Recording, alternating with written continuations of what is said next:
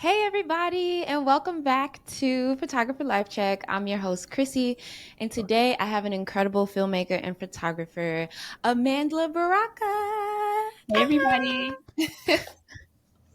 Thank you so much for joining me today. I'm so excited to talk to you. There are quite a few things I want to touch on that I've seen you've been doing, like some new stuff. I want to talk about some old stuff. But at the top of every episode, I'd like to get into the photographer fit check. And for those of you who don't know, this photographer fit check is just a little series I started where I get into like what I'm wearing before a shoot. Now, since we're doing this virtually, I don't want you like have to stand up and show everybody the full fit. So if you could just talk about something that you're wearing, it could be jewelry, your scarf, your shirt, anything Mhm. on you that doesn't require you to move too much. You could talk about your Yeah, photographer fit check. I mean, I don't mind moving. Um, Hey, okay. so as you know, today or this month is Ramadan, or you may or may not. Yes. This month is Assalamu Ramadan. alaikum. Walaikum salam, sister. I grew up as a Muslim in New Jersey, so you know I have that history, but I hadn't been practicing for years. It wasn't until last year Okay. that I like started practicing again. Mm. Reading, praying, fasting, like really taking it serious. And I've been kind of leaning into more of my Islam and just supporting my fellow Muslims around the world. And so I feel like today is a very global kind of outfit. Like I have on this Pakistan jersey Hey. and this sari. It's an Indian sari that I got it in not Toronto. Where was I at? Oh, Vermont. I got it in Vermont from some like random white lady, but it's really it's really nice. And like I wear it so many ways. Sometimes I'll wear it like on my head as a scarf, and then sometimes I'll wear it like as a necktie. So, I yep. love Indian saris. That's so beautiful. Also, that jersey is hard. I Thanks. love this Thanks the jersey. word, baby. I'm like, why would Um, anybody give this away? They're crazy. okay, literally. Also, so that means you're fasting right now. I am fasting. Oh my Holding it goodness. together. Truly. My partner is observant. He isn't Muslim, but we have a couple Muslim friends. And I don't know, he just found it on his spirit to try to practice that for a couple weeks this month. So he Yeah, I think started at it's the really top of the good month. for people, Yeah. even if you're not Muslim. I think it's good for like the practice of discipline and devotion. Yeah. Gives you a routine. It gives you your morning, which is I love Yeah. morning. So it's beautiful either way. Yeah, I think it's really beautiful too. For my photographer fit check, I have on a one piece, so I'm not about to stand up, but I will. I have on this necklace that I never take off. It is my mom's necklace, and I've had it since I was in high school. My mom is completely fine. This isn't like passed down to me or anything. She's alive and well. Um, Mhm. but my dad gave it to her, and I just love this necklace so much. So I kind of just took it, and she allowed me to. And Mhm. the only time it comes off is if I have like a large necklace piece that is like specific for an outfit or something like that. Mhm. Otherwise, I never take it off. It is very special to me. That's Um, beautiful. yes, thank you. Shout out to my mama. That's that's so gorgeous. I just had my aunt Ruth, or sorry, not my aunt, my great grandma Ruth just passed away a couple days Oh, I'm ago. sorry. So Oh she's on my no, a couple spirit. days ago. A couple days ago, she was 98. She was 90 98. She she a lived through beautiful so long much. life. Yeah, she had a really long life. It's not a sad moment, because she did live a long life. She Mhm. had like a bunch of kids, and she had her time. So I don't feel sad, but she's on my spirit. So shout out to her. Yes. Absolutely. I'm really glad you said that also. I felt similarly. I lost my great grandmother last year and she was 100, and Mm, I was like, I I don't want to know, be I'm not living sad. You know what I'm saying? Like my girl had a life. Like this is right. I feel incredibly blessed that I have known this lady. She lived to be 100. Like, this is incredible. So, Mm-hmm. shout out to our great grandmas. Oh my God, watching Period. over us. Period. Well, in that regard, my next segment is always the photographer life check. And for those who don't know, the photographer life check is literally just a life check in. It could be something happening in your life right now with career, personal life, literally just however you're feeling. So I'm glad you just naturally brought up that she is with you in this moment right now and like you're Yeah. really holding her close. It feels very, very aligned. And also, I don't know, it just feels a little special. Like, It is hmm, special. It is special. I did like a whole kind of ceremony to her this morning. Like I just lit a yes. candle and she gave me this doll. I can show you the doll. Hold on, let me get it. Yeah. She gave me this really cute doll. And so I just lit a candle with the doll and I said a little prayer. And I was Oh like, my God. thank you for being present My, in my life. yes, my mom has a collection of dolls that look just like that. That's Does she crazy. really? That's crazy. Does that doll stand on its own? Mm-hmm. Yes. Oh my God. I literally I love it.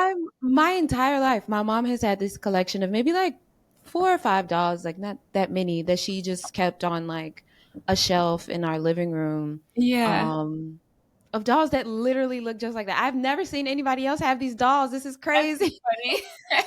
I love this doll so much. She is so beautiful to me. And it's like even more special that, Grandma Ruth gave it to me. Because we Yeah. didn't really get to talk that much. Like she was Mhm. present in my life, but we didn't really get to like have full conversations. So it was just really special when she gave this to me because I'm like, sometimes with older people that have a lot of kids, you don't really know if they remember like you out of the dozen, No, you know? that's so real. So, Absolutely. so it just felt so special. I was like, okay, I am here. Like we are here together. Exactly. Especially in your 90s, like you had hella kids and you're already in your 90s. Like Yeah, honestly, I don't expect you to remember, girl. I You got did a not lot of people to expect keep track of. it. I really didn't, but I'm grateful either way. Does that count No, as a that life is so. check? Yes, absolutely. Shout out to Grandma Ruth. We love you so much. I'm so glad she is very present with you today. This is like already so astounding to me. I love this. Okay, so before we jumped in today, I was telling you that like something came up and I was like, "Oh, this is so interesting, but I don't want to bring it up until the conversation." So like I mentioned before we hopped on, I had found you, I feel like years ago through the Black Women Photographers Collective. And once you agreed to be on the show, I went back. I had written your episode a year ago, Amandla. Oh I don't wow! think we've ever spoken before at all. I've just been wanting to do this for a really long time, and I was really, really in love with your work. So Mm. I've had your episode ready for a while ago. And I went back to your website, and it is completely different. You're in a whole new era. I said, hold on. Like, what is all Every of season or this? so, I gotta like go back in there and change everything. It's just being an artist. Of course, naturally so, but it required me to like reformat a little bit, which is great because I want to get into all of these new things. Um, but I did want to point out something that I loved about your bio. And Mm. this is how you know it's real because your bio is not the same anymore. um, One thing I loved about what you said about your own journey was embarking on an imaginative journey that transports and transforms the old to the new. The way I think about my work is greatly inspired by the revolutionaries who raised me. Growing up in a largely political family on one hand and a deeply spiritual family on the other, I combine those worlds to create something new. My photography is warm, soft, intimate, and inviting. The intention is to transport you to the inner world of my subject, literally or emotionally. I love Yeah, that. I gotta put that back. I a word. Hold on. Let me copy and Wait, let me paste put that back. yo oh bio. I will send it back to you, girl, Thanks, girl, because please. I was just like I found it very beautiful that you it seemed like very intentionally you made sure to give a testament to the people you came from within your bio of your work, which feels very natural, but on on one hand it feels very natural, and then on the other hand it's like, how are we supposed to be the most professional in these fields? And I think that felt like a beautiful example of like, this is part of my profession. I would not Mhm. be who I am. I would not imagine the way that I imagine without the people that I come from. um and then to for you to, I think, not only literally, because in doing research about you, you do literally come from revolutionaries, but I think it feels a lot more special that you also view them that way. And Hmm. so it didn't feel like these are my family's titles. It felt like this is how I feel about my family, and they are revolutionary and they are spiritual, and that has guided me. And I was just like, oh, I was so touched. And then also to witness that same like softness and intimacy in your actual work, it just felt like the most authentic bio I have read, and I was really in love. I appreciate that. Seriously. It's funny because like I do these things. I'll like write these bios and then later I'll read them and I'll be like, this is all crap. Let me erase it. No, for Completely real. different. That's why I'm like, maybe Sometimes, I'll put that back. okay, sometimes it really is difficult to talk about yourself. It's like, what really does feel true? What is going to get like the point across? Hmm. Is this short enough? Is this long enough in terms of like, does it hold enough context? Are people reading 2 paragraphs worth of a bio? Probably not. I don't know. But it felt really special to me, and I just really wanted to call that out. Um, and also, I feel like you spoke about humanity a lot within your whole bio, Hmm. and I really want to talk about that. But before we get too deep, now you are represented as To the People, which is a gorgeous website. I will pull up as I give you the room to talk about it. But can you tell us about like, what does To the People mean? How you've expanded into this brand, and all that comes with that. Yeah, I love that you're asking this question because I don't get it often, strangely enough. Hmm. Um, but my name is Amandla, which in Oh, I'm sorry, I mispronounced your name. a little bit, it's Amandla. okay, girl. You was gonna get it eventually. It's okay. I got you. I got you. Amandla. So my name is Amandla, which means power in Zulu. Mm, And in South Africa during the apartheid movement, they would chant Amandla Awetu. I'm mispronouncing my own name to be fair. In the Xhosa language, like in Zulu, they say it with there's like a intonation and a mm. click in there that I have Okay. tried and I'm embarrassed to try again. So you will not be hearing me try that today. Um, in America, my name is Amandla, but it means power, and they say power to the people, which means Amandla Mm, Awetu, or Amandla Awetu means power to the people. And mm. so I kind of like took that as the moniker, and it's like finishing the rest of my name. My mom named me. My mom was Yeah. 19 when she had me, Hmm. and she was going to Howard University, so at the time she was in school, the apartheid movement was very prevalent. And so she saw Amanla written on the side of Douglas Hall, which is one of the buildings on the yard at Howard.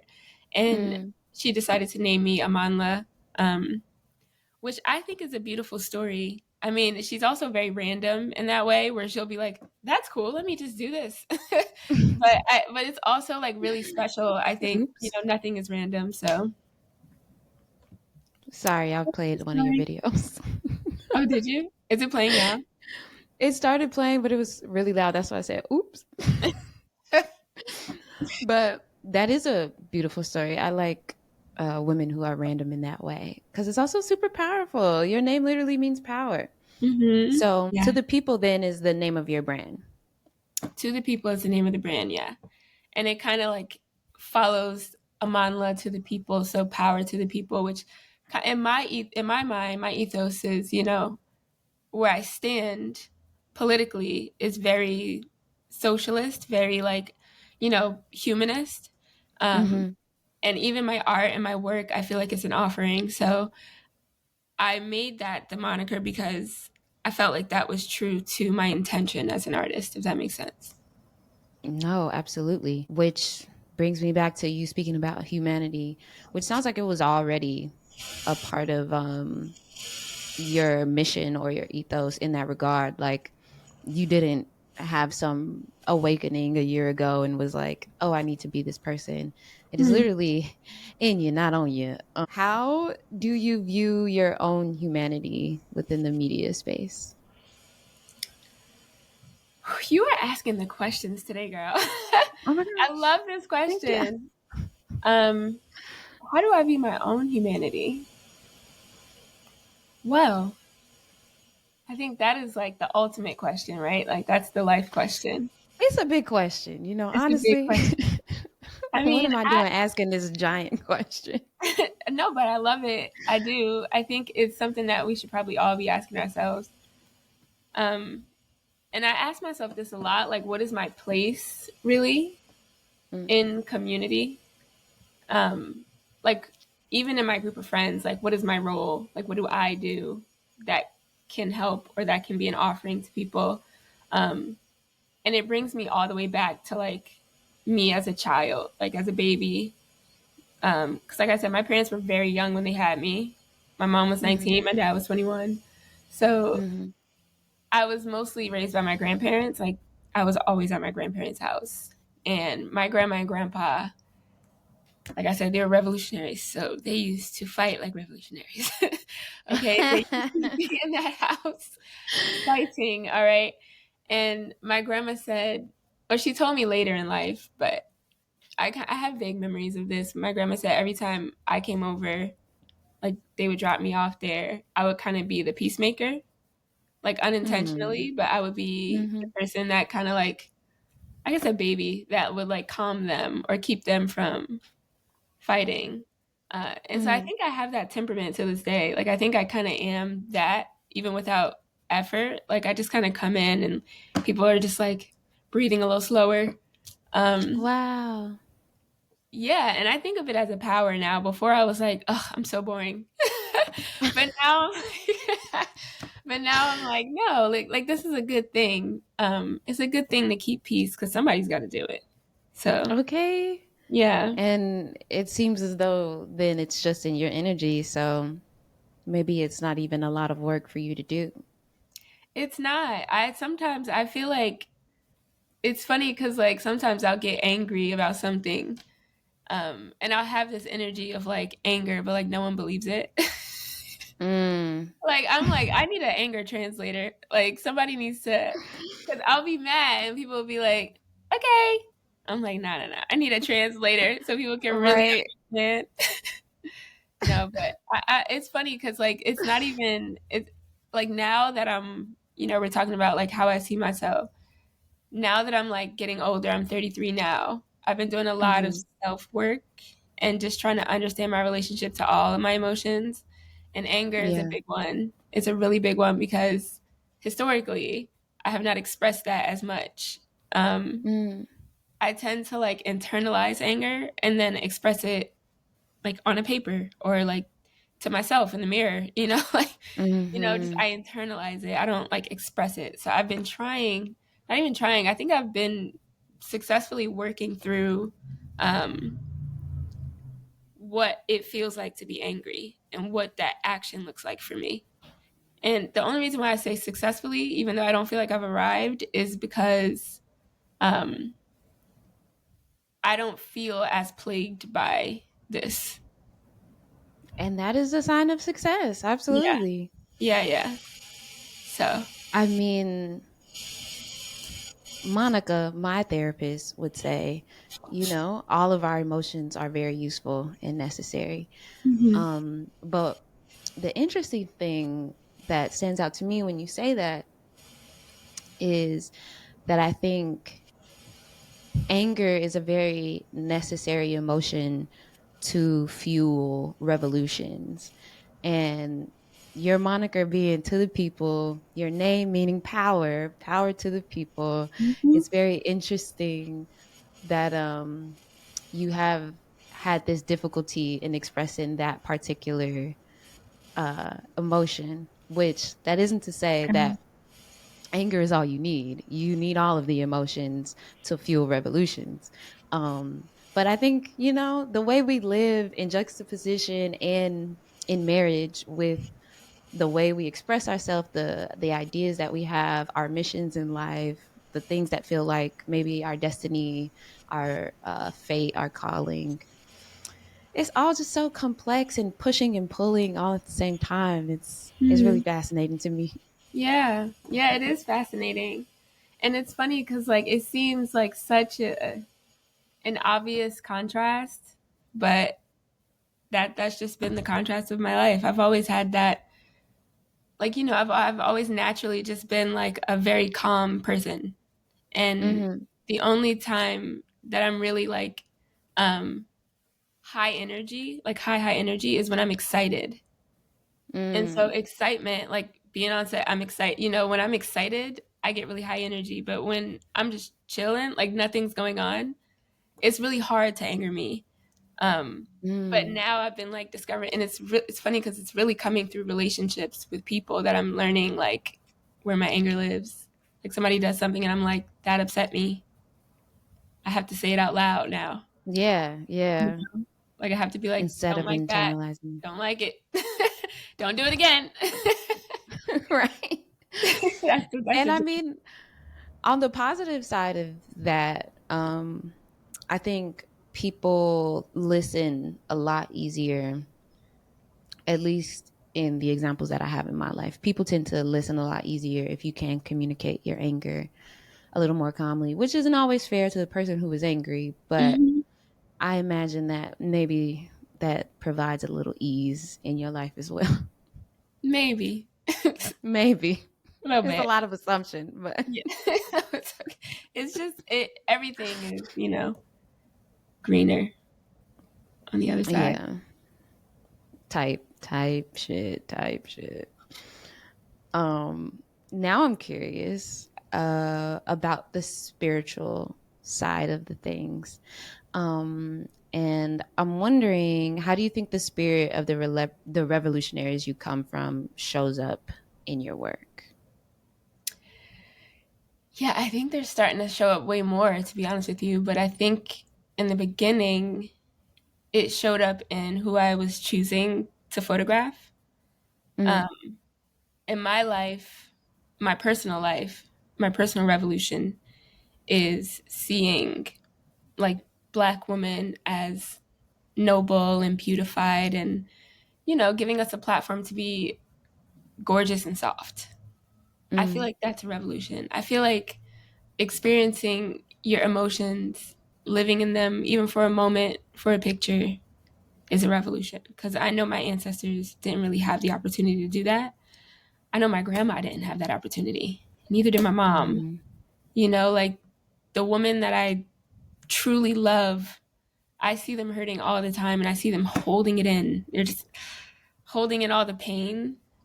Um, and so I think it's revolutionary to see black women just in their essence, being like soft and beautiful and painted and colored and, just all around human.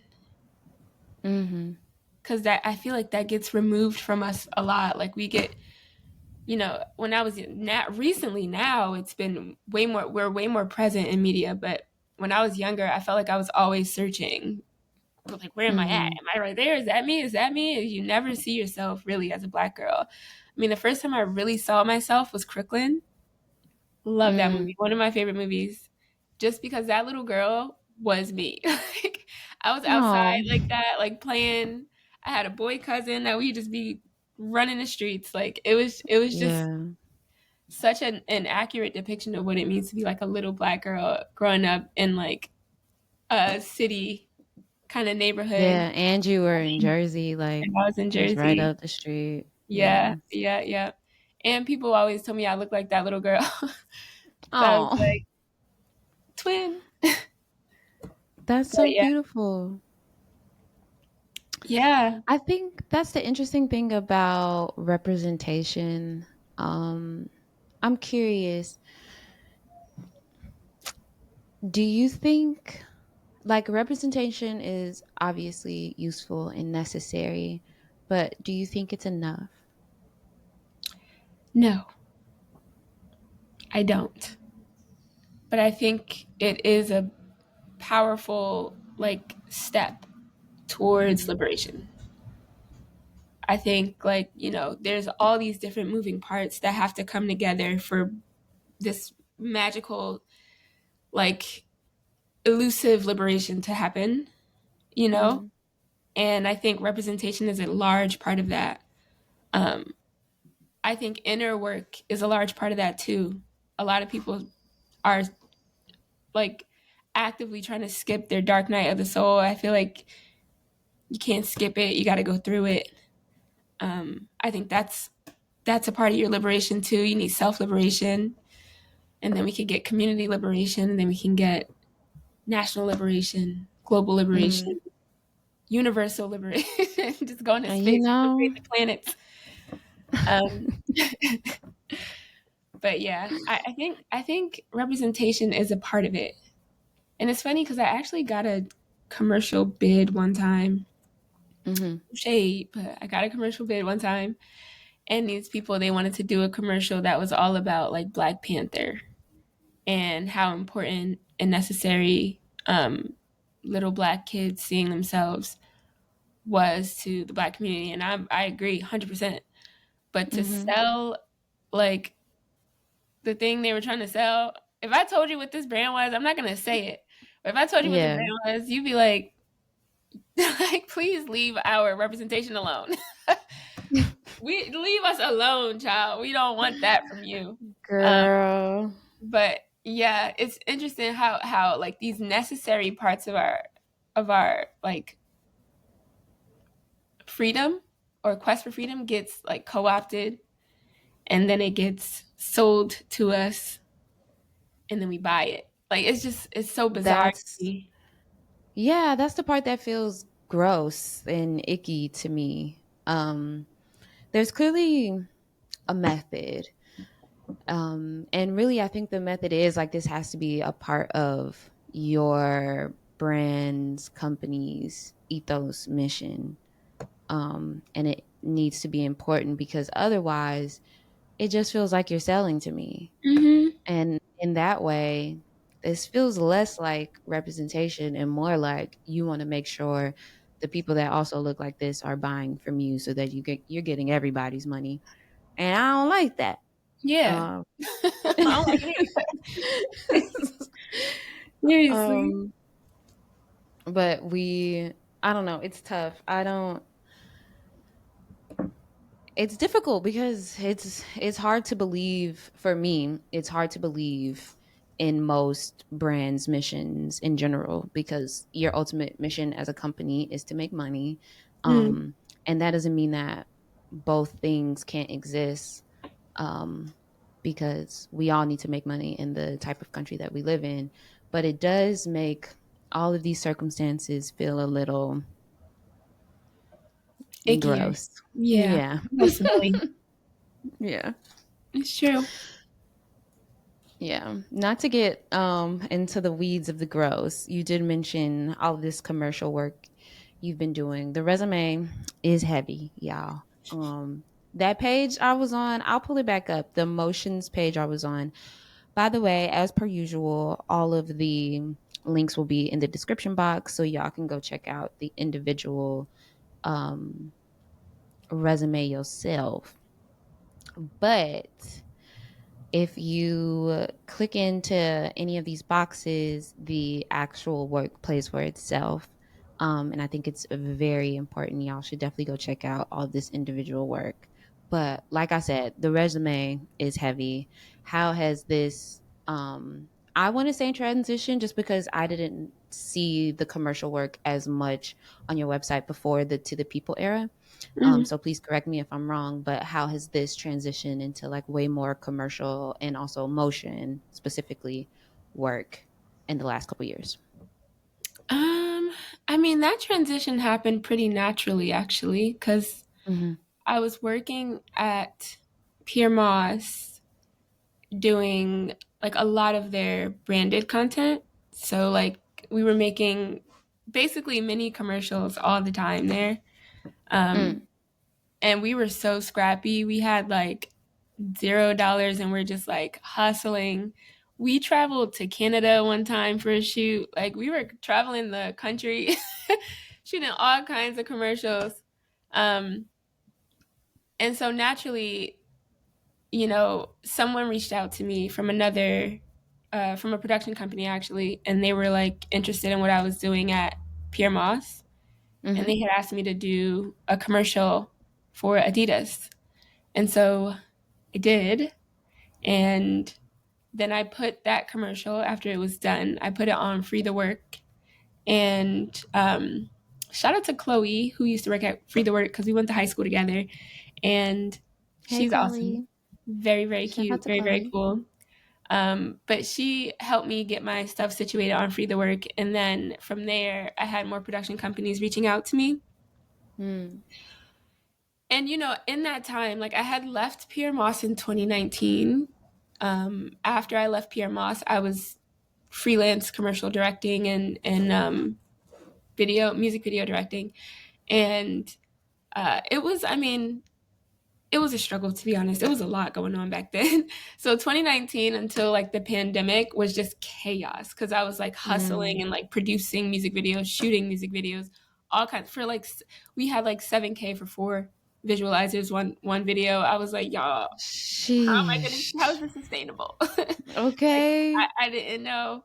Um, but then like and even then like production companies and brands were trickling towards me. Like I had Microsoft reach out to me at the end of 2019, and we had a Mm-hmm. project we were working on for the Color Girls Museum that ended up not happening because obviously 2020 came, and then Mm. Right. we did try though. We tried to do it virtually, but it wasn't working at the time. We didn't have they weren't prepared to do that back then, so Yeah. What an era. um, it was nuts.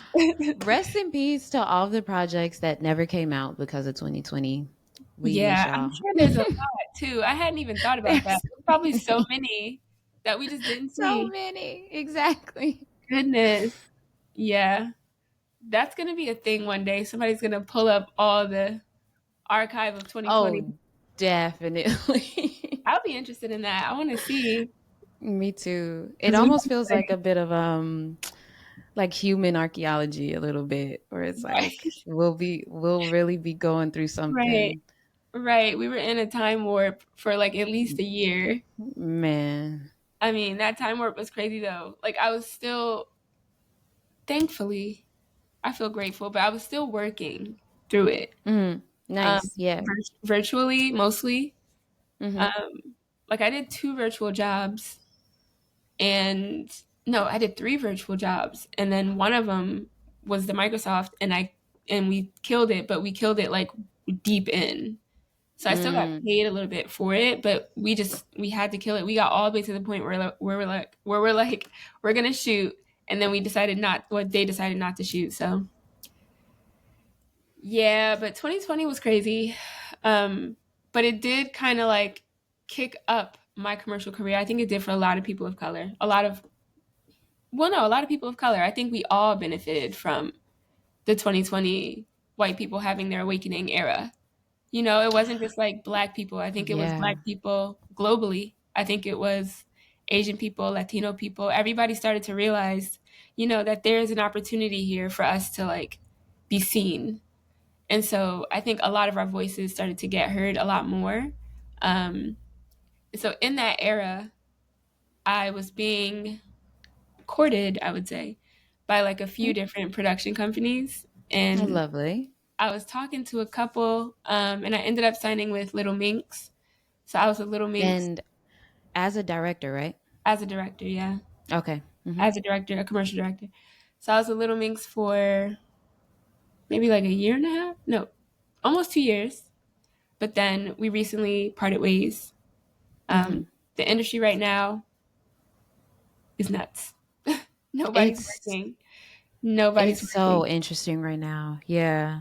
Yeah, we'll see We'll see where everybody lands. I'm despite the chaos, from our president and Donald Trump. um, I think I still feel hopeful. It's not even hopeful. It's like I see a way that we can still like come out of this. Yeah.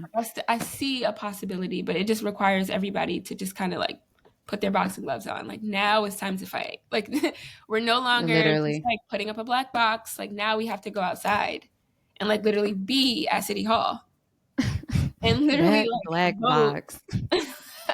Seriously, like we have to like take action now. Like it's no longer, oh, let me just sit in my house and be on social media. Like no, we have to Yeah. go outside and like actually fight for what we need because they're actively trying to take it.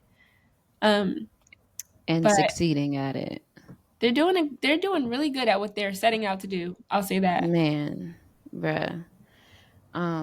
Yes, I appreciate the call to action because people need to get out there and get Call to activated action. for real. Yeah.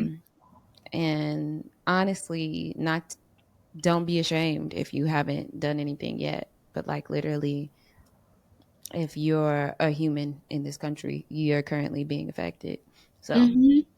Mhm. let's get outside, do some things. And there's small Um, things you can do. You can make a phone call. A phone call does it too.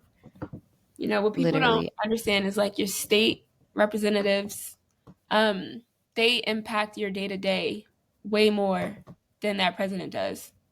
So you got Mm-hmm. to call your state. You got to call people because the stuff that you need.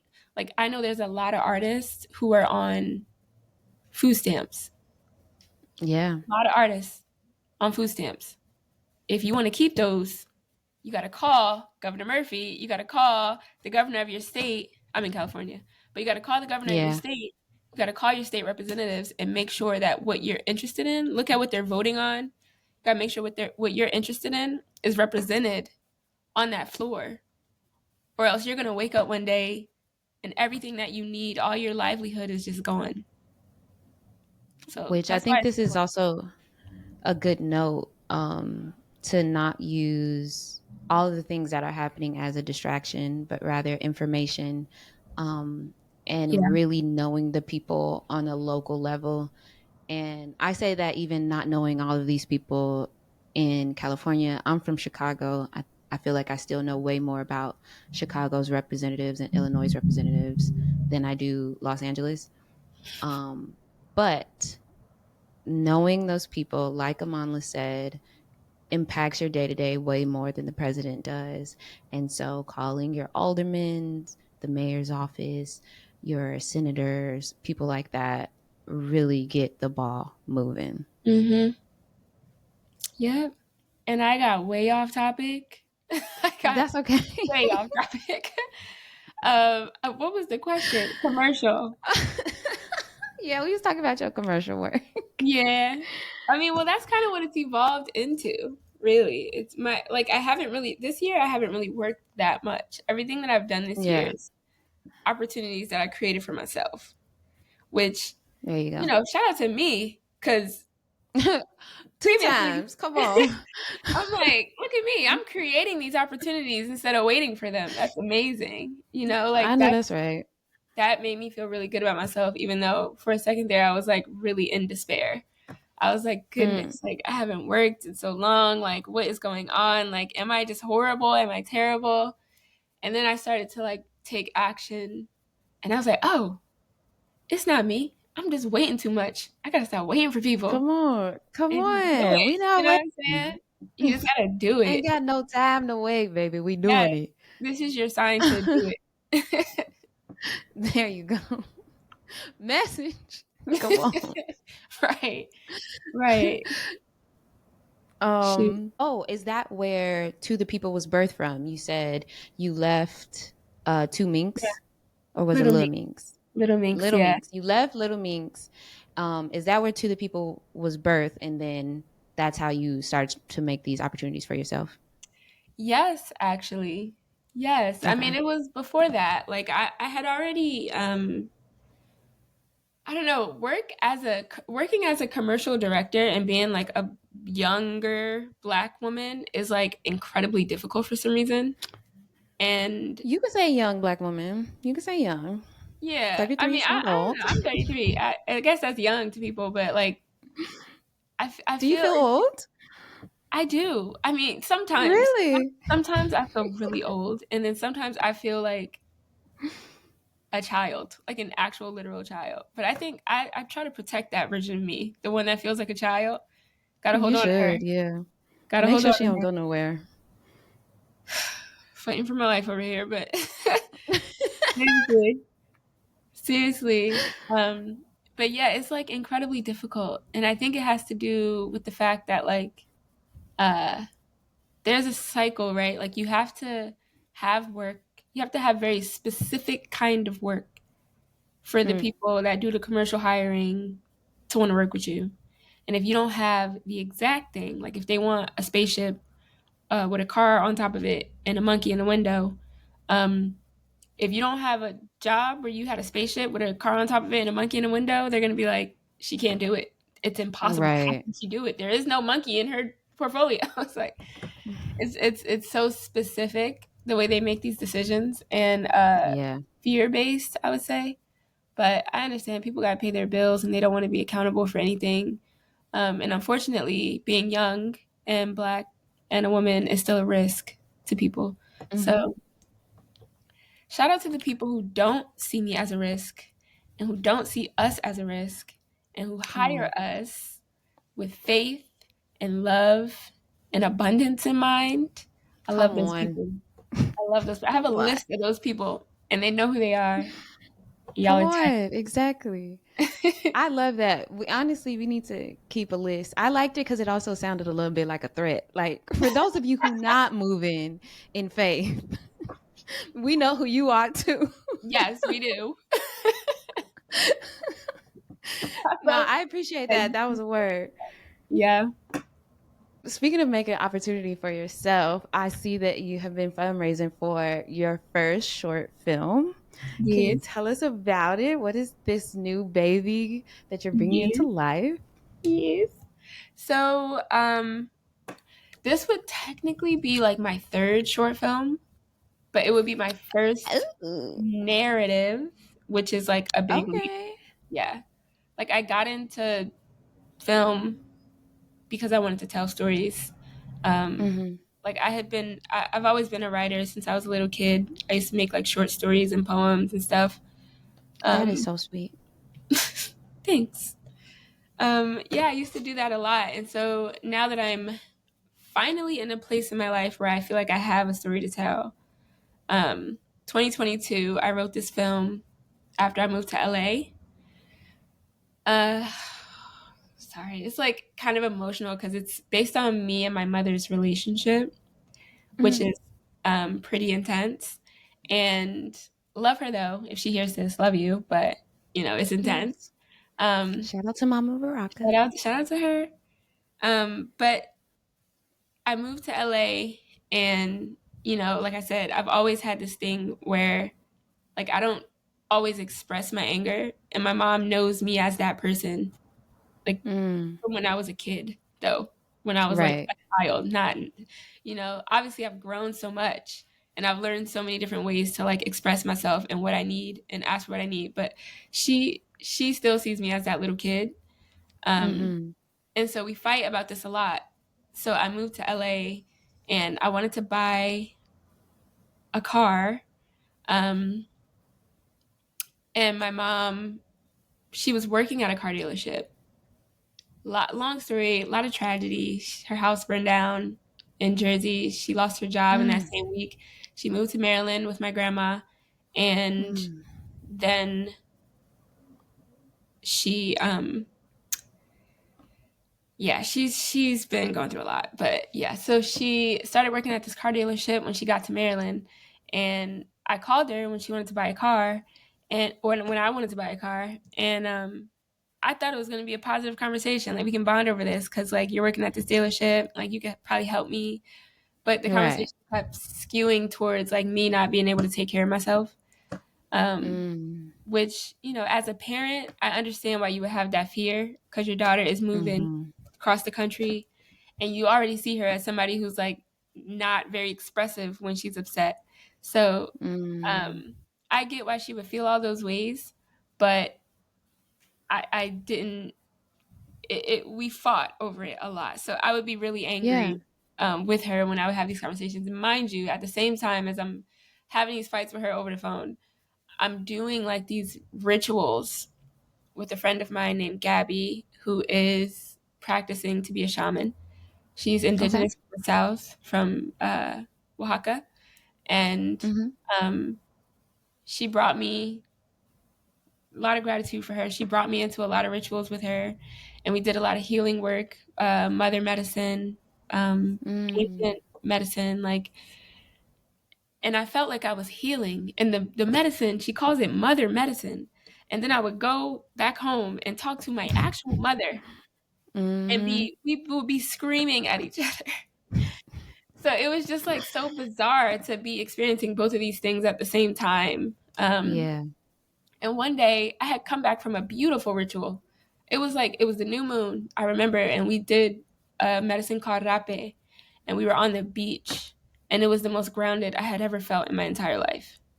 I literally Mm. sat there and I felt like I was in a prayer. Like it was so peaceful. Wow.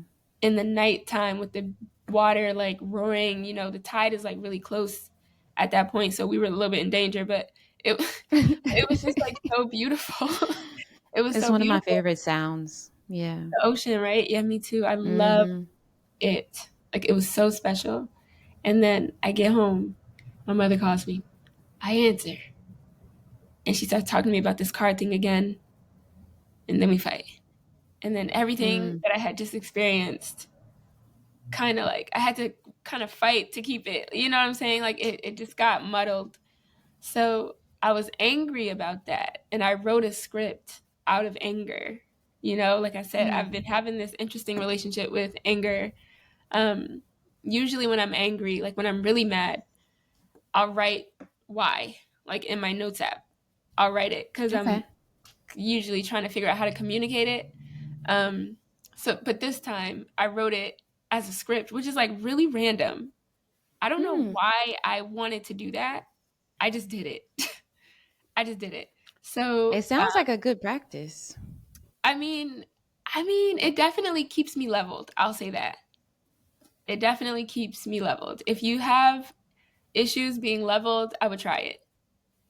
But if Mm. you have the opposite problem where you need to express yourself, maybe try something else. Right. But it does help with like trying to communicate calmly how I feel when I'm angry. So I wrote this script, and the script originally was this thing where it was like, I was pissed at my mom. Like in the story, my mom comes to visit me in LA, and I'm trying to get a car. It's literally the exact situation that I said to you. Um, Mm. Mhm. and she comes to LA, and I'm mad at her and I'm cursing her out. But then she comes with me to this ritual, and when she gets to the ritual, she realizes that everything is okay. That was the original version. Um, After talking to a lot of really smart people and just having a lot of time to reflect, because that was like 3 years ago now almost. Um, the script is at a place now where I'm way more far removed from it. I switched the perspective, so now the film is about the mother, and Mm. Mhm. she travels to the other side of the country to make amends with her daughter. So I kind of Wow. reimagine this whole entire scenario Yeah. so that there's like a point of healing and opportunity for like understanding. Um, and it's set in a time where, the world is in a lot of turmoil. So there's a hurricane that washes away the mother's home, and she's kind of forced to go to her daughter. And she gets to her Mm. daughter. She's like, I have to make amends now because I don't have anywhere else to go, because that's really the only way she would do it if she was forced to. But Mm. she loses her home, so she goes to the other side to tell her daughter, like, look, we lost our home. And that's kind of where it starts. And then we go with them through this journey of like, starting off very distant from each other and very angry with each other, and you know to come into this point of closeness. It's very subtle, um, but it's also humorous too. I don't know. I'm like, I had to like. It's so funny because at first it was like straight up drama. Like I was mad. I was like, "How dare Yeah. you? You hurt me!" Duh. And then I thought about it later, and I was like, "This is not a tragedy. This is not a tragedy. Mm. This is like very normal. Like this is what mothers and daughters go through.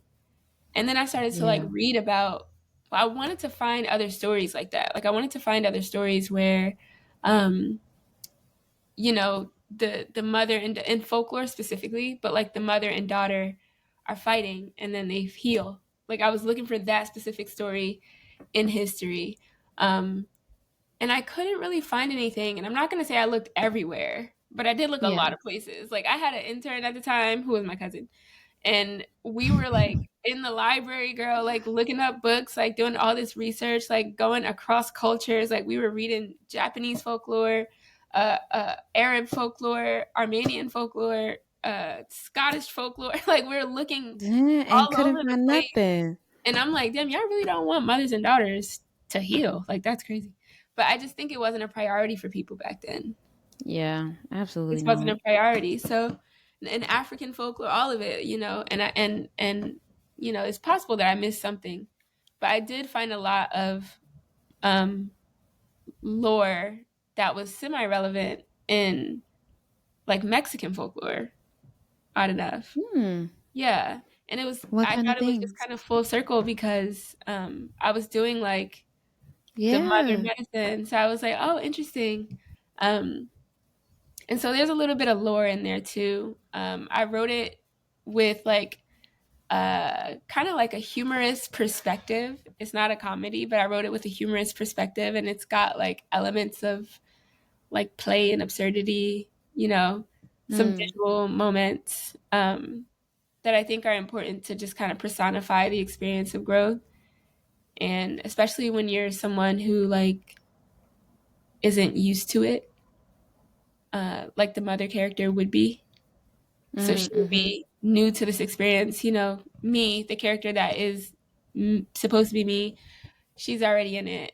So it wouldn't make sense to make this from her perspective because we wouldn't be learning anything new. We wouldn't be experiencing anything new from her perspective. It would be from Right. the mother's perspective that we like really see. First, we see everything as absurd. It's like, what is she doing? Why is she here? Who are these people? And then we see, okay, these people are humans, right? Like through the absurdity of how different they are. Mm-hmm. People are human beings, and through humanity, you can find closeness um, and healing. So, yeah, I hope I answered the question I because I was just talking. You know, you absolutely did. You gave us so much context and backstory, and I really appreciate that. Excuse me. Another thing that you said that I really loved was the fact that workshop this with a couple of smart people in your community. And I value that so, so much. I just think it's really important to find people that you really trust and admire in a specific kind of way that you can be like, here's what I'm working on. Can you please help me? Because then you Mm, found yourself at such a beautiful place where it was like, oh, actually, I wrote this in anger. And while that is valuable, the real story is what you can learn from this opposite end. And I mm, think that is so beautiful. So, for Peace of Mind has a GoFundMe link that I will obviously be putting in the description box. Support Amandla's very first narrative short film, and her goal is 25K. And just to read a little bit of what you wrote here, y'all have all of this incredible context, but I really loved the why, just the first sentence in the why that you wrote on your GoFundMe. It says, I wrote this film because I wanted to examine the Black American trauma inherited by a lot of Black women in this country and passed down from generation to generation. And your retelling or the recounting of the moments that brought you to writing it and then how it transformed it, I think is just a testament to what a beautiful exploration it is to be doing like inner self work, personally, but then also with your elders. And as a woman, particularly with the women elders in your life, especially if you have a mom and your mom is still in your life, and that is accessible, I think this specific kind of work is so important So I absolutely love that this is what your first narrative is going to be about. So please support Amandla in this. It's going to be so incredible. And can you tell people, are there other ways that they can support if they don't have the money to spend? Is there any way else somebody can support you in this film? I mean, if you'd like, you can follow my newsletter and you can follow our Instagram page and just see what we got going on and just support, with like community and sharing. I mean, I love when people like what we post on there right now. It's still like BTS stuff and like inspiration stuff that we're posting on the Instagram page, but it's FPOM film at FPOM film. That's it. And yeah, we just did a rehearsal last Sunday and I'm about to post the photos from that rehearsal. It was Oh so my good. God, that's so cool. Okay, So beautiful. yeah, if you want to follow Well, the journey. yes, please follow. That link will also be in the description box. Let's take a break real quick and we'll be right back. Today's episode is brought to you by Art House, the first Black owned film lab in the city of Los Angeles. All my photography homies love Art House because they specialize in C41, black and white, E6, and ECN2 processing for both 35 millimeter and medium format film, all while using a custom built cinema scanner to get you those stunning movie quality stills. So go pick up and drop off a roll at their new location in Chinatown and check them out at arthousefilmlab.com or arthousefilmlab on IG and tell them we sent you.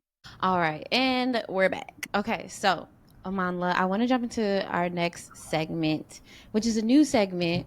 I read this book called Photographs Not Taken, which is basically just a collection of essays from photographers who wrote about photographs they wish they had taken or that they saw in their mind or they saw in real life and never took, whether they had the opportunity or not.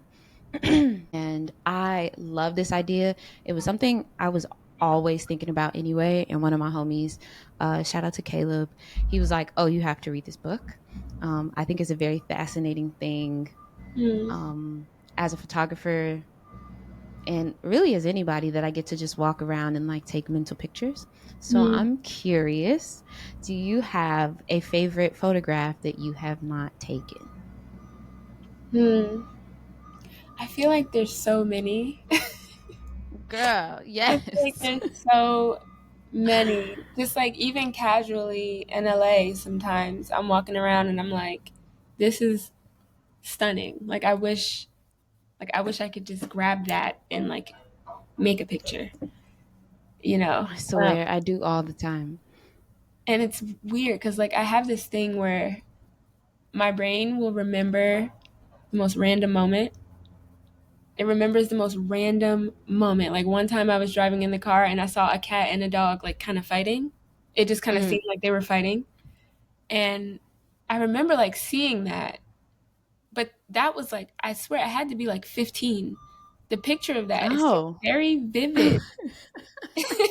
It's so vivid in my mind. Like I didn't know exact. It was one of those gray cats with the stripes, and it was a dog, like one of those like brown eye, white body dog, going at it. And like I remember this so vividly. Like why? Like why is that a memory? So I have like a lot of moments like that, and it's usually when I'm in motion, which is weird. Um, Mm. yeah, so strange. I was in Ghana. My dad Mhm. was getting married. His wife is from Ghana. Mm. Um, so I was in Ghana, and that's where I did the Woman in Ghana series, those green photos with the Mhm. girl in the milk in the smoothie. So the person Molly, who actually like who helped me produce that, she was like the one driving me around and stuff. Um, we're driving like through. We left Accra, which is where I was staying and where I was told to stay. Like they literally told me not to leave Accra. I told them I was going. They were like, Okay. "Don't leave, just stay here for my safety, whatever." But obviously, I did not listen. So me and Molly, we're driving around Ghana, and we went to this like compound. So the girl who is laying in the garden, that's her family's compound. On our way Oh. to that compound, I just want to pause really quick before I get there. that girl is not just like some random person. Her family has a legacy of like theater. Like she comes from like this Okay. really rich theater background. Um, and I just wanted to point that out because I hate like making my subjects faceless people. Um, Okay, yeah. I but appreciate that. she's incredible in her own right. But anywho, so we're riding towards this compound, which is like outside of the main city, and as we're riding, like we're driving in the street, and it was crazy because like the streets in Ghana are like not really, they're not like organized the same way that streets are here. It's not like set Mm-hmm. up the same way. So it's people walking in the middle of the street, like a bunch of people walking in the middle of the street, and like some people are like selling things and like giving us stuff. And one guy stops and he asked if he wanted a mango. He had like a mango and some plastic. And at first I was like, no, because when I got to Ghana, my dad's wife's family told us things that we should and shouldn't do. And one of Right. those things was like, take random food, drink the water, because our American bodies might not be used to it. So I Yeah, had that in my exactly. mind. And so he came up, he approached, and he asked if I wanted a mango. And I said no initially. And the look on his face after I said Oh. no made me want to buy. I was like, okay, I gotta buy it now. Like the Right. face he made, like that is something I wish I could have captured. Like that face, because it was so Mm, convincing. Like he had his yeah. window in his hand. He got his hand in the window. I'm like sitting in the passenger seat. His hand is in the window. He's like basically like, you don't want this mango? And I was Why like, would you want this this is mango? yeah. And I was like, you know what? Actually, let me get the mango. I was like, good job, sir. Good selling. He's Okay, totally I okay. mean, I can't say no to a mango in any way, honestly. So I no know. matter I where was I just go. like, I don't know. I was trying to follow the rules because I thought, somebody Right. put it in my head.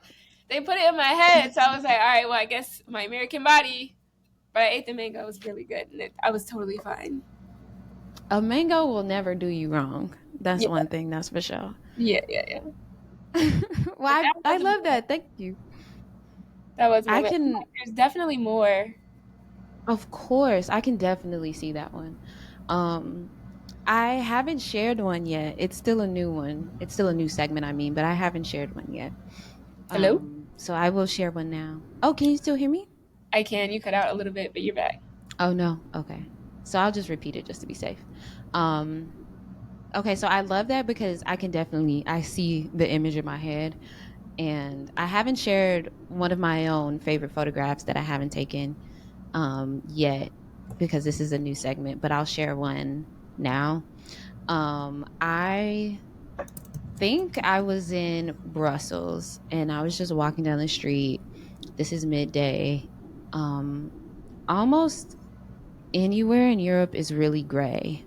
Like gray weather, gray concrete on the sidewalk, gray concrete on the buildings. Like it's very gray.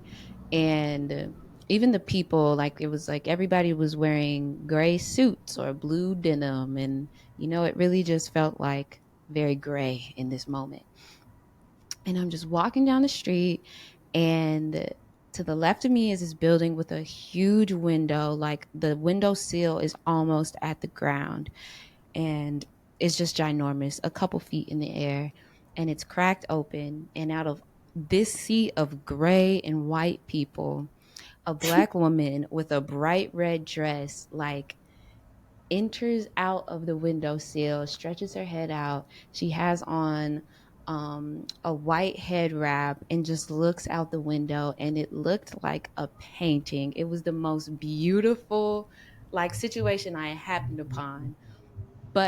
And I had a camera on me, but because I was in a new place or a different country entirely, I felt really weird about being like an American in another country, like taking pictures of people. Like it felt rude almost, and I felt very uncomfortable Mhm. in it. Yeah. So I did not reach for my camera, but I Yeah. just stared at this lady for a minute. I was like, oh my God, this literally Mm. looks like a dream.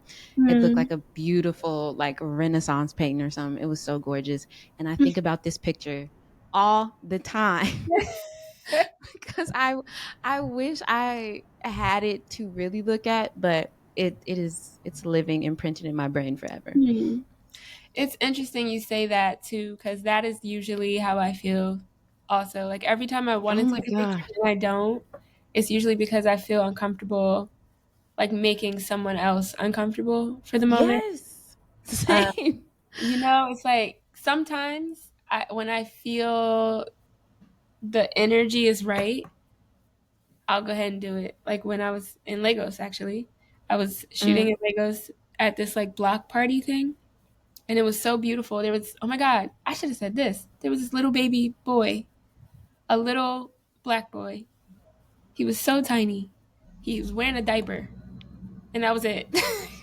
And he was bald, completely bald, and so chocolate, like so chocolate. And he was so cute, and the sun was so heavy that day. The sun was like weighing on us. Like everybody was sweating, even the Mm. baby. And so he was just standing there, and I didn't see his parents around. So I didn't feel comfortable like taking a picture of the baby because I'm like, Yeah. what if his mom is around the corner and then she comes out and starts cursing me out? Like I don't, he's Okay, high on like who are juice. you taking a picture of my baby? Yeah, but I noticed like a lot of photographers, a lot of like really respectable photographers too, will go ahead and do it. And I'm Just like, I do always it. wondered how, like, if they were like conscious of this and they just did it anyway, or maybe not. Like I don't know. Right. Like, yeah, I had a whole moment, maybe two, it could have been last year, it could have been 2 years ago, where I was like really trying to practice street photography and like not just like shooting through my fear, where I'm like, I don't want to make people uncomfortable, but people do this all the time. I'm like talking to other street photographers that I really love, and they're like, you just got to do it. If you see it, if they say something, delete it. If it's on film, just apologize and keep moving. Most people want their picture taken. Most people will be flattered by it or something like that. But it was still really difficult to move through. I feel like more women I talked to struggled with it than men, which Mm. felt quite obviously gendered to me even before I talked to women Mm. about I it. have a theory about that. Yeah, what's the theory? Because it's I have a theory. probably just truth. I mean, listen. So I have a theory. I think women, we have this inherent like safety measure in our head that comes Mm-hmm. when it comes to especially children, but also when it comes to just like our own personal safety.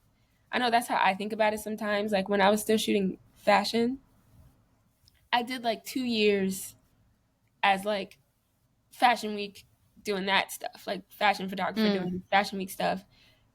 And I did it in Lagos too. That was brutal. That was brutal on my body as a woman because mm, nobody really cares, especially if you're a black woman, you kind of get overlooked even more. So like if you're in a mm. pit with other men and you're competing for an image, they're pushing, they're shoving, they're knocking you down. You know what I'm saying? Like your The pits physicality are the worst. is vulnerable. Yeah. And even shooting like when you're out by yourself, like when I'm out by myself and I decide to go shoot something, like even at the protests, I find that the way that I photograph things, like the way that I shoot, is informed by like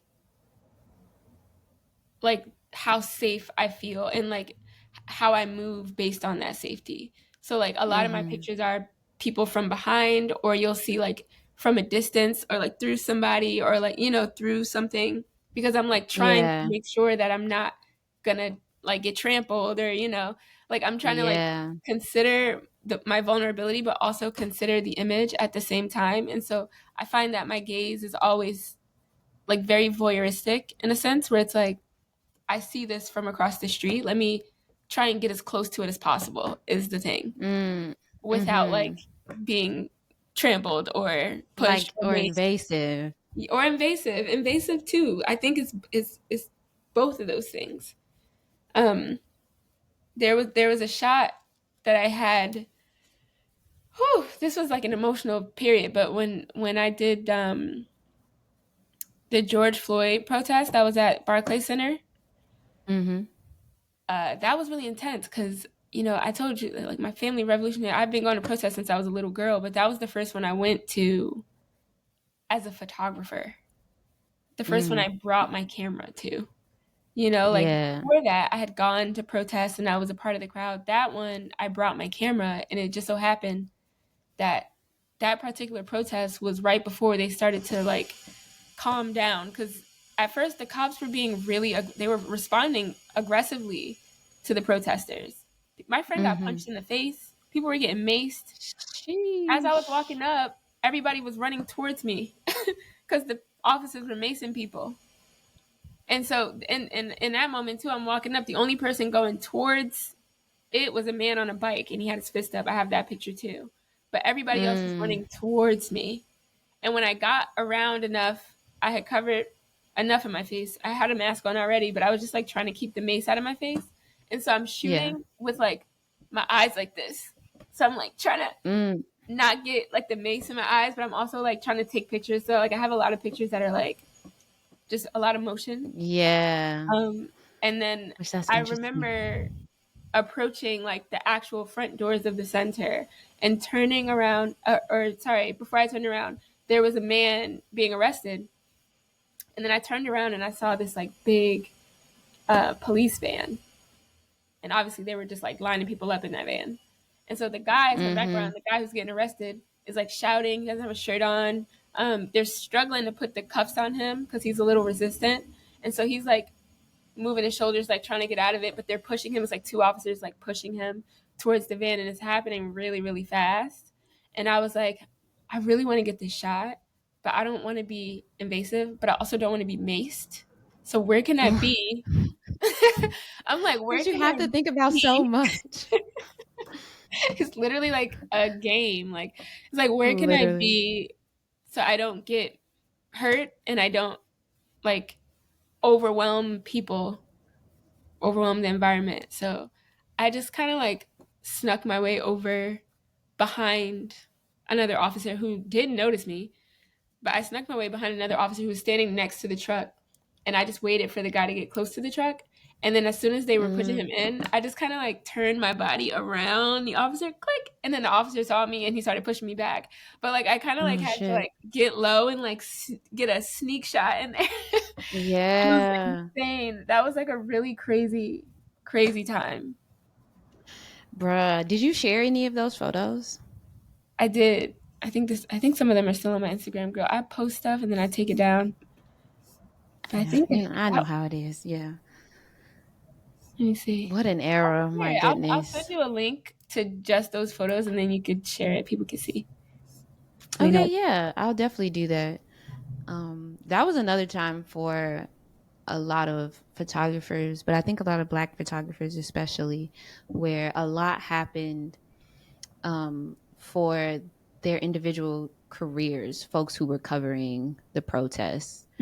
Yeah. Um, some of those photos, I mean, just became historical pieces that, like, I feel like we also learned a lot. I think I remember some of the things I was sharing around that time was really to shoot how you were shooting, where it's like, don't put these protesters' face online. Like, these people Yeah. have been historically targeted and will continue to be targeted. We see it at all of these protests. So shoot from behind, or like only Yeah. shoot people if they're completely covered, kind of thing. hmm And it was a time where we were like learning a lot about the proper way to photograph the That was, movement, yeah, essentially. that was interesting. That was, man, that was interesting. But I I think it think, was really important for all of us, especially those of us that are tasked with documenting life. Like, I think that was really important I think so for too. me to learn, and also to be sharing with people who are just there with their camera, that aren't Mm. necessarily photographers, but being like, you could really be putting people in danger if Mm. you mishandle this moment. Yep. Yep. I'm sorry that I'm looking down. I'm trying to find, You're okay. because I've archived, for some reason, I archived like, this is my current archive right now with all those Completely protests full. completely full. with like all the protest images. But I felt like I wish I didn't put this border around it because then I like how Mm, it's without the border. But I remember I'm trying to find the one where I had blurred everybody's face because that was like really a talking point. And a lot yeah. of the like panels and discussions we were having, like there were a lot of conversations around that. Like this one, I don't know if you can see that, but you see this guy. Yeah. So I was doing that because I was like, really worried that people would get tracked down Yeah. and like arrested or something. This is the man on the bike I was telling you about. Oh, okay, yeah. This black woman, they're walking towards it. Everybody else was walking away or running away, frankly. Right. Look, and then there's this one too. All those faces are blurred out. I don't know if can you see that? You can't really see the blur yet, but they might be able to You know once what? I I'm just export gonna this unarchive file. this stuff. I don't even know why I did in the first place. Come on, yes, unarchived. It's my archive is like full of stuff. Like seriously. But I'm unarchiving um, it now, so if anybody wants to see the blurred, yes, you can go see. I think that's a really good thing for people to go check out. It also reminds me of the photographer Devin Allen, who documented the movement a lot. And I was reminded because he has one of someone on a bike also that is like really, really incredible. I have his book, but I think it's in the living room. So, but these are important things. So I'm glad you are archiving. How to shoot a protest. you know, We need a honestly, could protest. have a whole episode on that. We could. I would be For down real. to Just come back. yeah. I would be down honestly because that was so like it was scary. The first one was really scary. Yeah. The few after that, like the next, they weren't as bad. They weren't bad at all. Like one after a point, it just became a party. Like Yeah, right. it literally became a party. I'm like, y'all, we supposed to be fighting these people. right. People got Why are we alcohol, having fun right now? right? Exactly. It was so crazy. Yeah, But like anger, joy is a necessary emotion and tool. that is true. Um on moving on to the next segment though, because I already know we're over time, so I don't want to take up too much of your time. Um the next segment is called The Gear Don't Matter, but which is just a testament to the gear that we use and that we love. Because the first thing people always say about photographers or ask about photographers is what camera we're using. And if it really mattered what camera we were using, we would all be taking the same shot, and we don't. So, to shout out the gear we do love, I would love to know what's your favorite piece of equipment that you use, and it doesn't have to be a camera. It can be, but it doesn't have to be. My favorite piece of equipment, and it doesn't have to be a camera.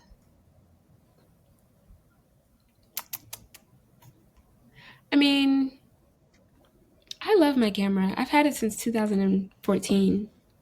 Yeah. My digital What kind camera, of camera is it? my Canon 5D. That one. Hey, 5D Mark IV, girly. Mark 4. Okay, I have a Mark 3. Yes. Is ancient, but I love her. She still works. Seriously, That's how I feel about mine. I'm like, they call it a workhorse for a reason. it is a workhorse. It definitely is a workhorse. It shot all those protests with me alongside like some of my film cameras, but it's been with me through everything to Africa, to Jamaica, to I Dubai, know to that's right. Shanghai, like that to Paris. That camera has come with me all over the world and all over the country, and I love her so much. And I let my friend borrow it once. He knows who he is. And he broke the dials on the top part of the camera. I still never forgave him for it, but I forgave him. It's fine. It's fine. The camera still works. But it's just crazy because, like, the cameras have advanced so much now. They can do so many yeah. new things. And I get a R5 in my hands and I'm like, this is weird. Like, why is it so efficient? Like, I need to go back to my old ancient.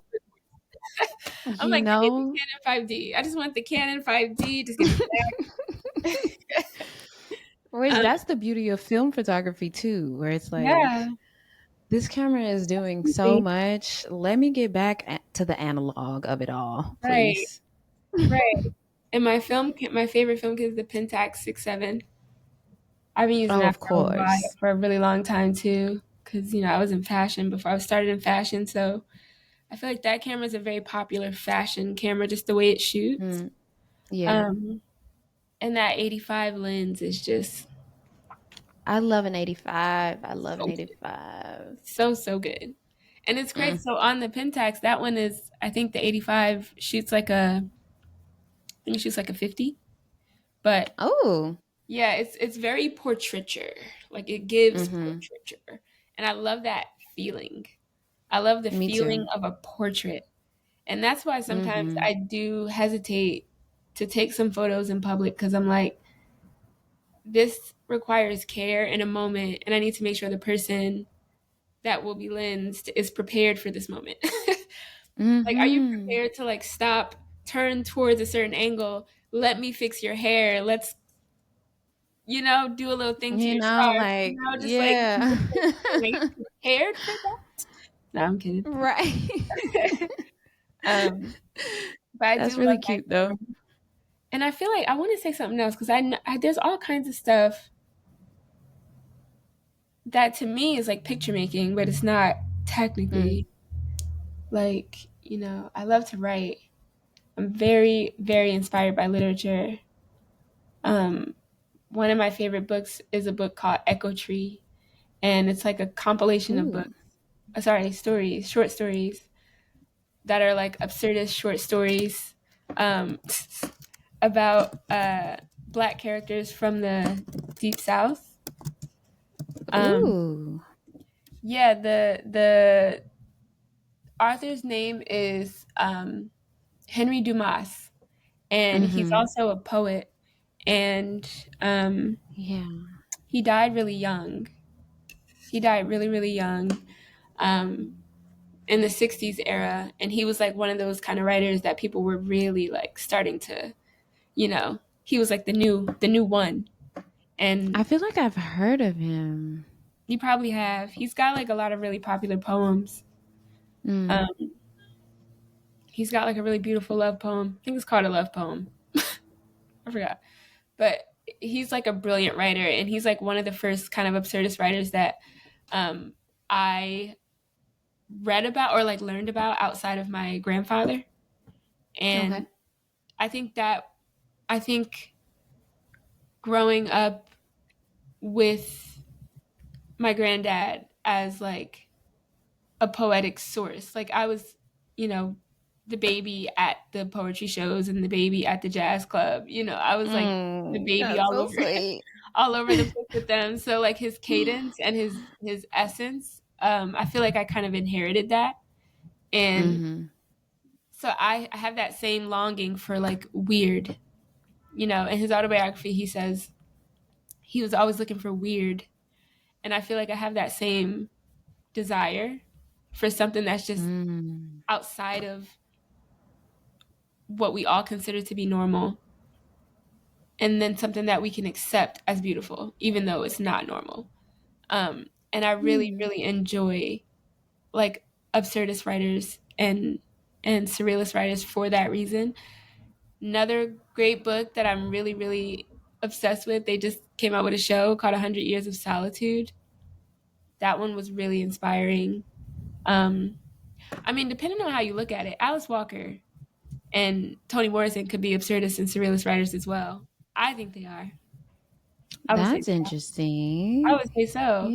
I Yeah. mean, they write a lot about like the spiritual experience, and so I feel like that is a level of absurdity. That's a level of surrealism as well. Mm.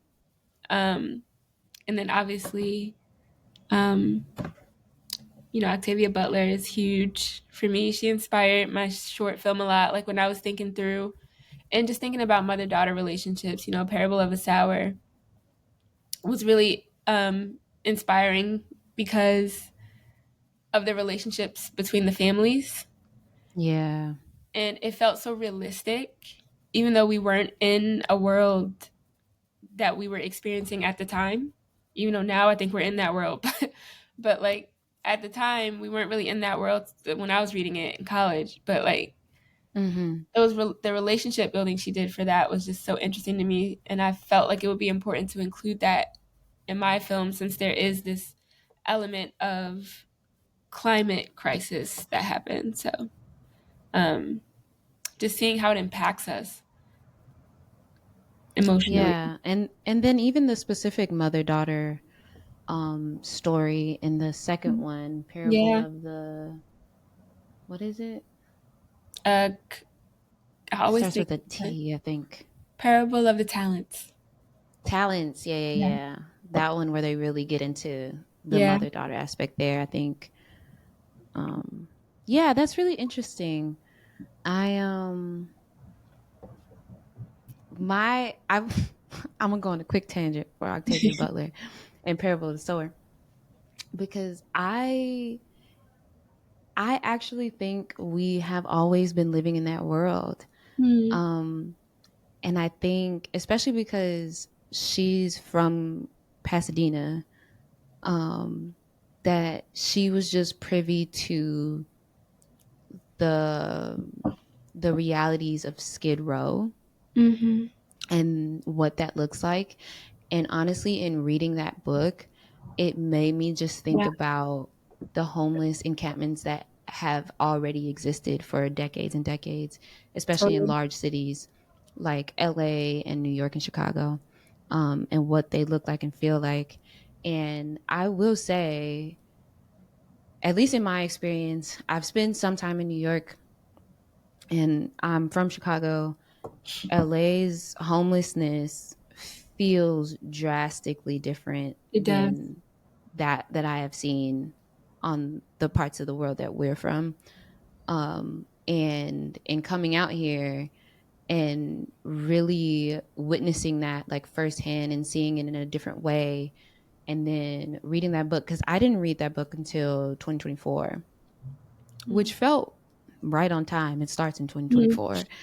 Um, But yeah, like when I read that, I did not think about the state of the world first. I thought about LA first. I was like, this book Interesting. literally looks like the Yeah. landscape here to me in my Yeah. head. And and it's not to say that Octavia Butler wasn't ahead of her time. I think it is very like odd and fascinating how much she kind of predicted Mm-hmm. way, like it was published in 93. Like she was ahead of her time, very imaginative and surrealist woman. um but Yeah, man. I think there was something about what she was just literally seeing here Yeah. that kind of stood out to me in reading that book. It makes a lot of sense, though, you say that moving here, because when I was reading it, I was in DC, Hmm. which has a homelessness situation as well. But you're right, because like in LA, it feels different. It feels like a soul. It It's feels like a oof. spiritual, like, like drowning, if that makes sense. Like it's just Yes. people's getting their souls taken, and it pains me to see that. I see it a lot here. I see a lot of different Yeah. people that's my age. Like I saw a little boy downtown with no shoes on, no shirt on, clearly strung out on something, Mm. walking around downtown with no shirt on and no shoes on. And the way that hit me was like, you know, similar to how I felt a lot of times reading that book. So it's really, it makes a lot of sense the way you put it, because I hadn't put two and two together until just now with you saying it. Man. Like, Yeah. I mean, it's legitimately a whole city's worth of a homeless or houseless population here. And it leaves more than just a physical mark on the city. Like you said, it's like you feel the energy. It feels like a spirit sunken, and it's drastic here. It's really devastating. And of course, being the type of woman that we are reading her to be, us not knowing her personally, of course she would be speaking from experience in a city like that, you know. yeah. And Yeah, also, that got dark. what'd you say? It did I get dark. said that got dark. But I mean, like, we're talking about duality here. Yeah, It gets dark, then it gets light. You know, it's a part of it. Yeah, it's a part of it. But man. man. Okay. I do have one last segment for you if you have the time.